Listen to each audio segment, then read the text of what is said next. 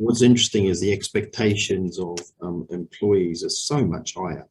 I mean, you know, now, and I'm sure you guys have got this covered off, but you know, you've got your mobile phone, you know, you walk into the office and you log into this horrible thing which looks awful.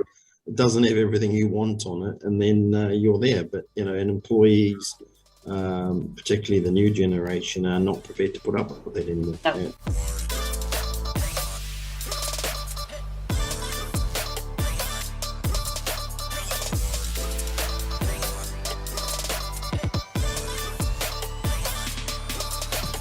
We're going to bring Liz back into the conversation now. Yep, I'm here. Super. Very interesting. Excellent. And lots of connections I can make. I was had to keep very quiet there. Anything you'd want to steal with pride? Oh, probably lots of things. I really like the statement around the care in that last statement. I think that's really powerful. And I think it just sort of builds on what I was saying as well about this movement from this heroic leadership to this caring leadership, you know, caring about our people. So I really like that. So I've kind of written that down and stolen it already and sent it to a few colleagues. Yeah, and I was amazed, to be honest, how you've taken the paternity and maternity, if I've got it right, your approach that you have in Sweden, and you've pushed that out across the world. That must be almost a first. Is that now a standard policy, is it? With the What you were saying is that for people who want to take time off for either paternity or maternity, you obviously have some, let's say, really progressive legislation and regulations in Sweden. If I got that right. And if I understood it, what you said is you've now started to position that and actually implement that across the globe in countries whereby the regulations may not even be in place for basic stuff like paternity leave. I think that's and I mean, it's really appreciated. Really appreciated in America, of course, where you know, very limited maternity and paternity rights.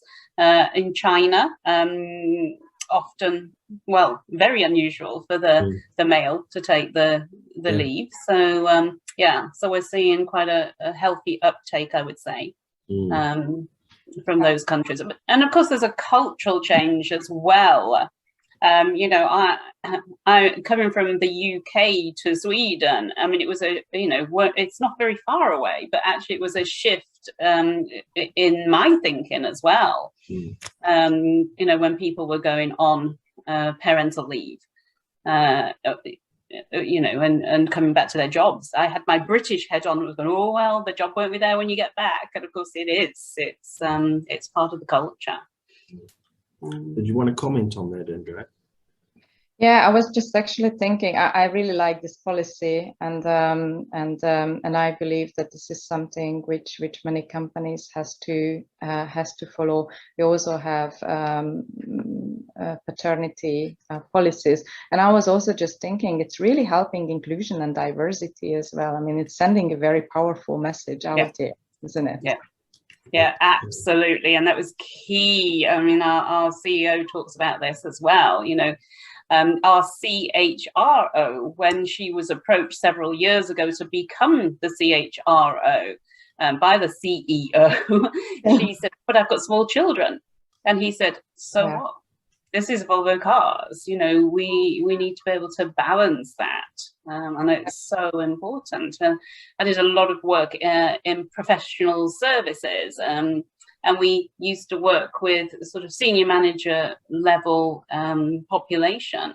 And we would often find that it was quite male dominated, because the females were saying, well, you know, how can I progress my career? I'm expected to work, you know, long days, evenings and weekends.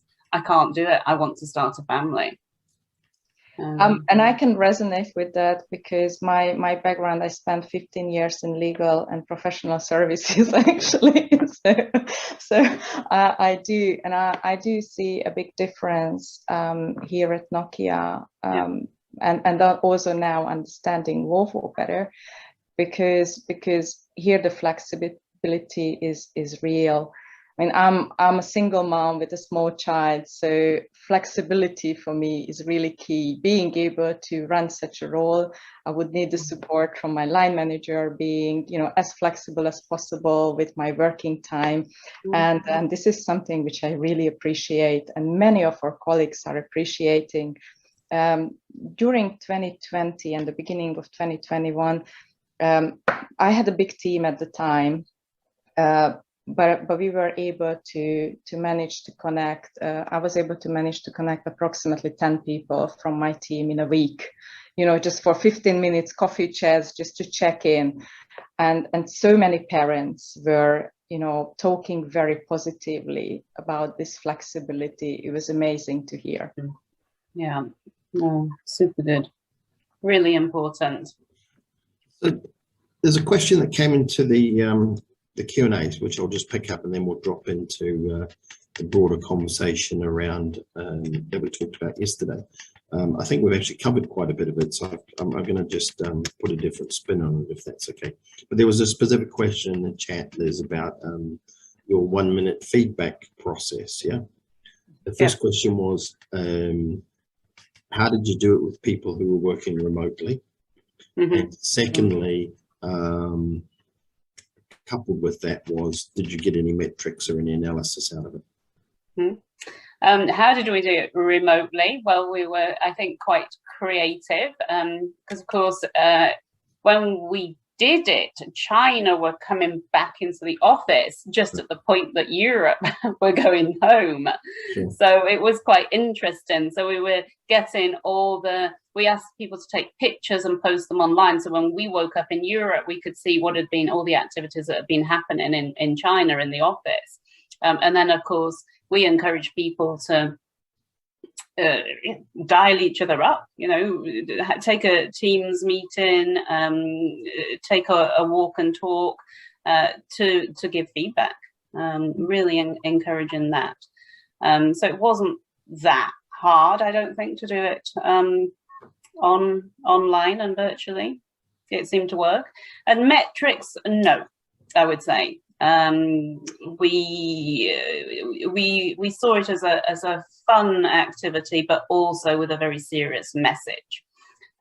So yeah, I wouldn't say we've got any metrics. I'm kind of like scanning my brain. Did we get any? But no, we didn't.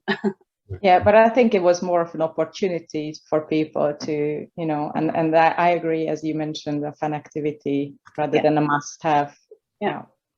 Yeah. And it was interesting because, of course, the message was we wanted people to be able to give both the constructive feedback and a positive message. But of course, the pandemic was just hitting. You know, people were going to work from home. People were scared, and it just didn't feel right. And so at one point we're saying, should we just abandon this? And I was like, no, I think we need this more than ever. Let's just turn it into positive feedback and just change the messaging. So there you go, adaptability again. I'm the mistress of adaptability, that's for sure. So we're going to move into a little bit about the conversation we had yesterday. And you've covered off quite a few of the points because if you recall, we talked about really the leadership side of it. So I'm going to slightly twist what we talked about yesterday, and because I mean, it sounds like you're doing some amazing stuff to support your leaders. I'm going to take a slightly different view on it, which is not my view, but just to open up the conversation, which is, are we asking too much of leaders? We've got leaders who clearly have to run businesses, they have to deliver targets, they have to deliver numbers. We're now asking them to be humanistic and a number of other things, and I'd really welcome your view on not only are we asking them to do too much, for example, but then how do we continue to support them? Because clearly it's pretty clear that particularly at this point in time, it's pretty hard being a leader when you've got your staff remotely. You're having to continue to support them, deliver, communicate, take care of well-being, and both we're all leaders, so we're part of it as well. So I just open up the conversation in a slightly different way. Would you like to go first, Andrea? Yeah, I was just thinking that I think also Liz mentioned in her presentation, and this is a topic we are talking about, whether we should probably separate people leaders from the technical leaders, actually, or the business leaders itself, and whether this would be the right way to go. I'm not sure I have the answer right now, but this is something which we are thinking about and considering, because the human skills, let's not call them soft skills, but human skills, they are extremely important when leading a team. They are extremely important for the employees, for the development of them, for their a day-to-day experience, for their day-to-day delivery even, and also thinking about their future. Especially in the current setup of going hybrid and being hybrid or being virtual, I mean, these skills are really getting into the front line, and the leaders are also in the front line. And if they don't have these skills, it's going to be extremely hard for them to manage and make sure that the colleagues are connected to them and they are sticking with the company. Because it's never been so easy than right now, just to, one day to another, to switch and go somewhere else and switch roles and switch jobs. We need this interaction and connection. And are we asking too much from the leaders? It really depends. If we are, already at the beginning thinking about how we are selecting our leaders, what are the skills we are requesting right from the beginning, then it might not be an issue in the long term. Maybe it is an issue still yet, but this is something which shouldn't be an issue going forward. What's your thoughts, Liz? Yeah, I can't disagree with you at all. I absolutely see the benefits of the human people leader, if you like, and the technical leader, because that was one of the things we identified when we went out and asked leaders what their pain points are. It really was some of those sort of administrative tasks that come with people leadership. So I see that, yes, absolutely. I think historically we perhaps have promoted people that are excellent performers in their technical field, and where else can they go? Progression is leadership in a lot of organizations. So I think there's something in that, that leadership, how we sell in leadership, it is about bringing out the best in people. It is about having those humanistic skills, and maybe not everybody has those. And maybe not everybody wants to be a people leader. So I think sometimes people are just sort of forced into that position when it may not be right for them. So I think if we can get back to the selection, as you said, Andrea, and really make sure we get the right people in the right place. Yeah, I think sometimes we feel we actually need teams and we need a leader in place, when often a team can be pretty self-managing and self-contained. So I think, maybe the concept of leader is maybe a concept which will be unpicked considerably going forward. But let's see. So just going to move on to the last question before we close. And it very much comes to something which is obviously the heart of what I'm passionate about, having worked in HR, but also have a technology component as well. How have you used technology to support you through the last 18, 24 months? You mentioned a little bit, Andrea, about having to get people to, have some, let's say, downtime or off time in terms of the technology, their mobile phones, etc. But how have you used technology to support yourselves through the last sort of 18, 24 months, and what do you see in that space will change as we move forward? I think maybe if I may, I have seen lots of progress in automation, actually, because of the lockdown. So we try to focus on automating many of the processes and trying to make sure that our processes are more efficient going forward. This is an area which people really focused on. Obviously, the virtual learnings, so the platforms for virtual learnings is also in a high demand, in my view. Thinking about onboarding, that's also something which we needed to solve virtually, instead of just being able to meet colleagues in the office space and being able to deliver the trainings on the spot.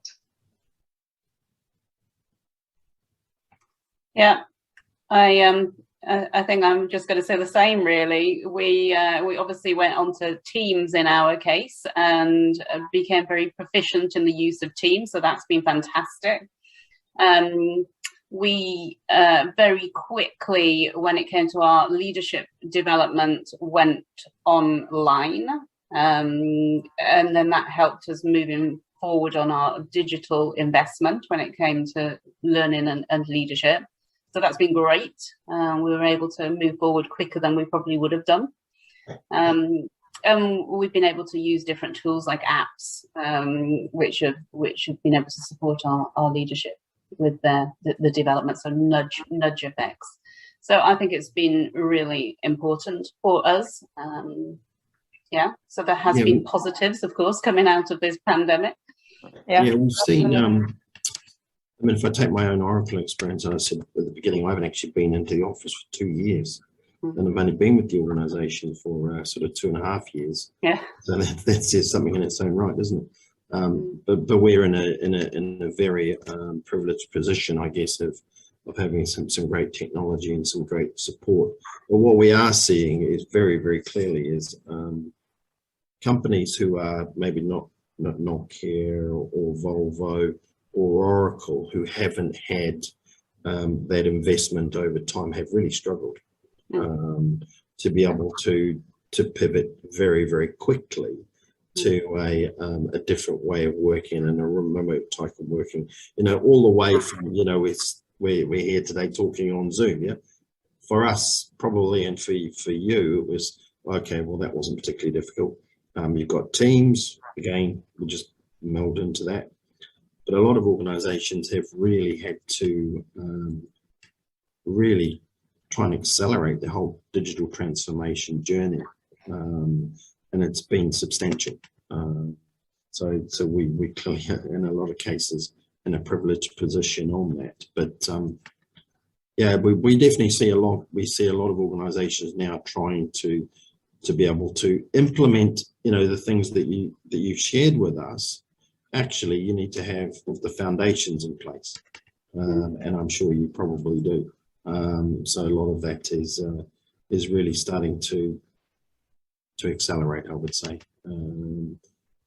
I definitely agree with that, yeah. Mark. I think that's very true.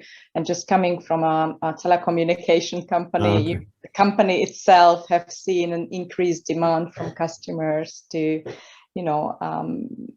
just to deliver the services to them, because the word is going to be connected, when we are moving towards more technology and digitalization. Really, what's interesting is the expectations of employees are so much higher. I mean, now, and I'm sure you guys have got this covered off, but you've got your mobile phone. You walk into the office and you log into this horrible thing which looks awful. It doesn't have everything you want on it, and then you're there. But and employees, particularly the new generation, are not prepared to put up with it anymore, and we hear that a lot. True. They definitely demand something else, something different, something quicker, something easy to use. But I think it's not just the younger generation thing. Yeah, true. No, but it's interesting. I think we use them as an excuse, but actually, when we say, the younger generation need more feedback, the younger generation, want things now. Well, I think a lot of us want both of those things. Exactly. But hey, if it gets things moving, fine. Fine by me. True. So I'm just going to bring my colleague Rakesh into the conversation. Rakesh is someone I value tremendously, not only in terms of his ability to share with us things, but also his perspective on what he's hearing from other organizations. What are you hearing on this topic at the moment? I noticed you joined us just in time, Rakesh, so you're not going to get away with just showing us the system. That would be too easy. So let's I should have waited. Exactly. Well, what's your perspective on that? Yeah, so I think you're absolutely right, Liz, what you're saying.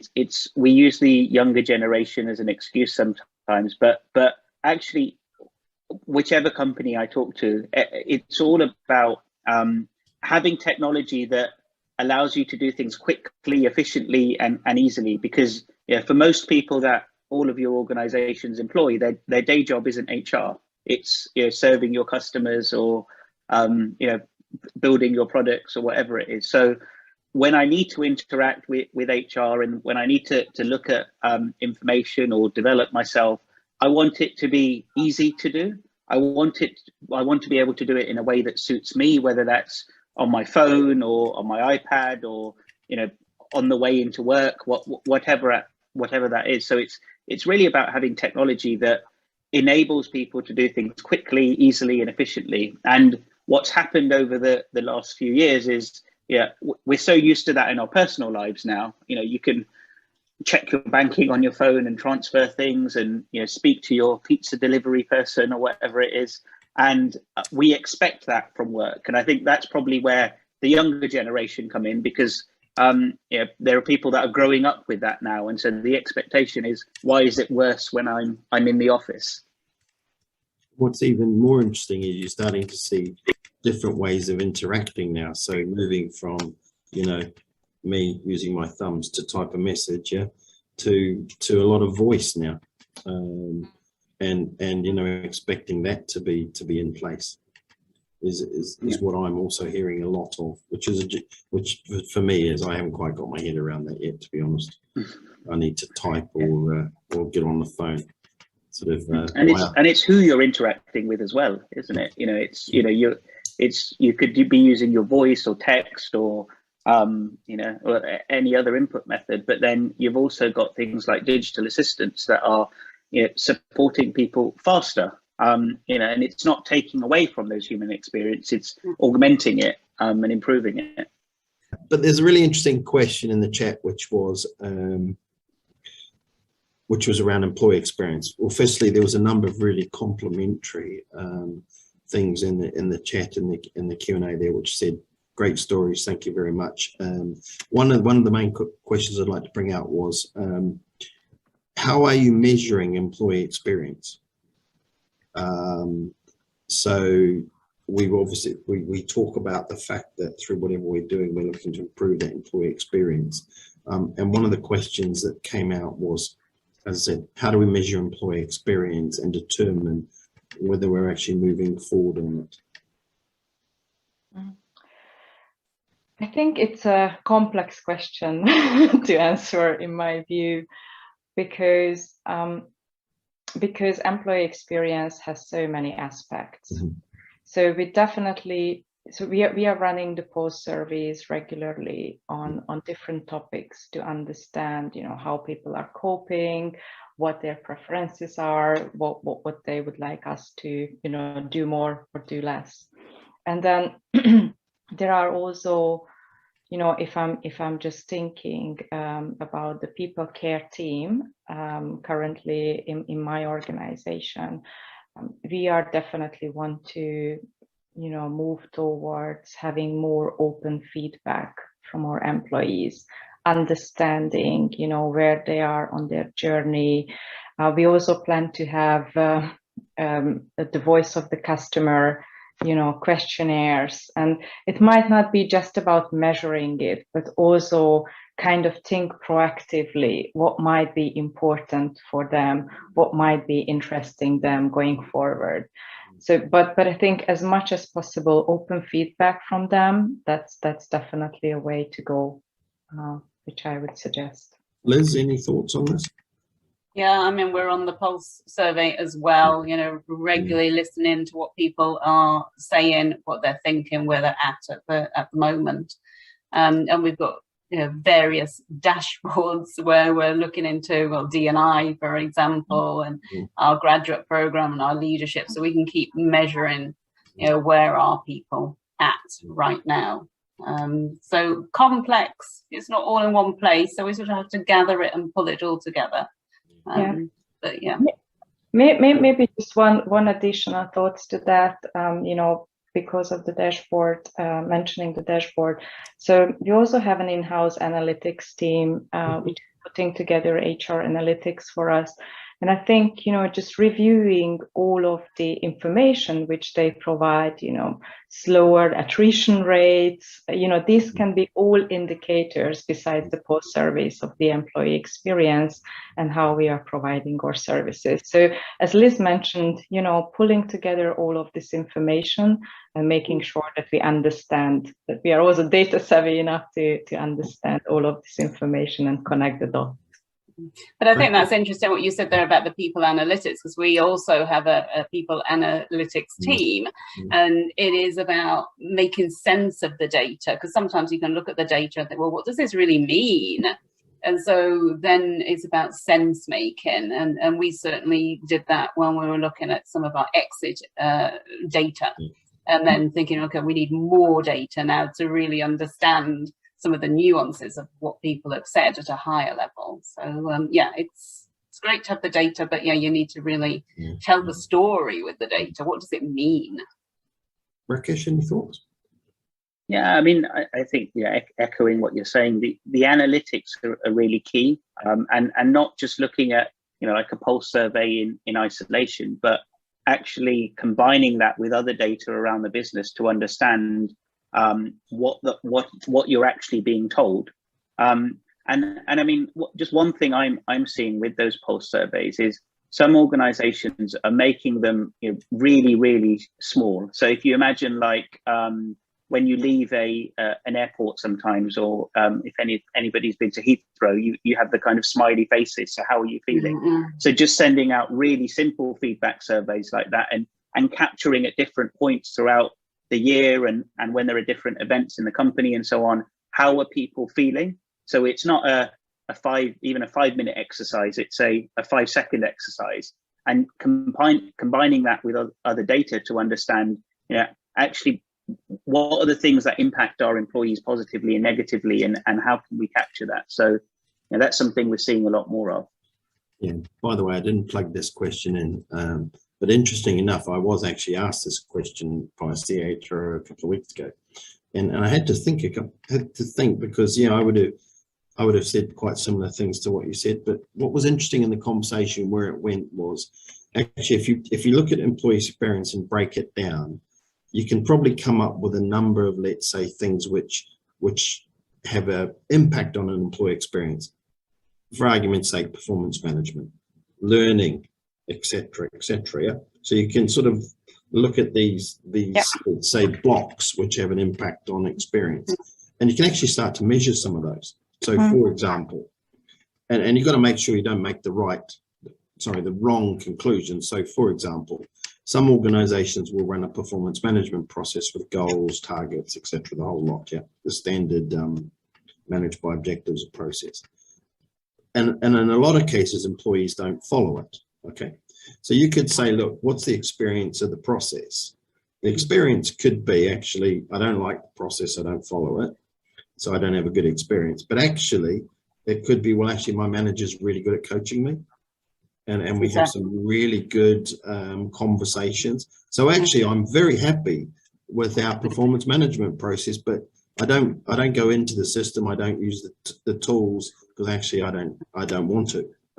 So it's a really quite a layered conversation, but something I think as professionals we're going to have to get into in a bit more detail at some point, particularly when we start asking for a bit more money to support some of these initiatives and things. But we had a similar experience with feedback. You know, my manager doesn't give me feedback. Oh no, actually my manager doesn't give me feedback because I get feedback from the team and from other people. And of course, that's the agile way of working. Exactly. There are different leaders, different managers. So yeah, so careful what the data tells you. We could talk about this all the time, I'm sure. Exactly. I think so we better let people go to lunch, and I've taken up enough of your time. Yeah. Rakesh, and you weren't going to get away there. So so thanks for staying on. Just like to say, really, Andrea and Les, thank you very much. Thank you for putting the time into the presentations. They were really great representations and amazing brand ambassadors for both your organizations. So they look great. So thanks for doing that. I know it just doesn't happen overnight. So thanks for taking the time, and hopefully you'll get some other insight out of the rest of the sessions.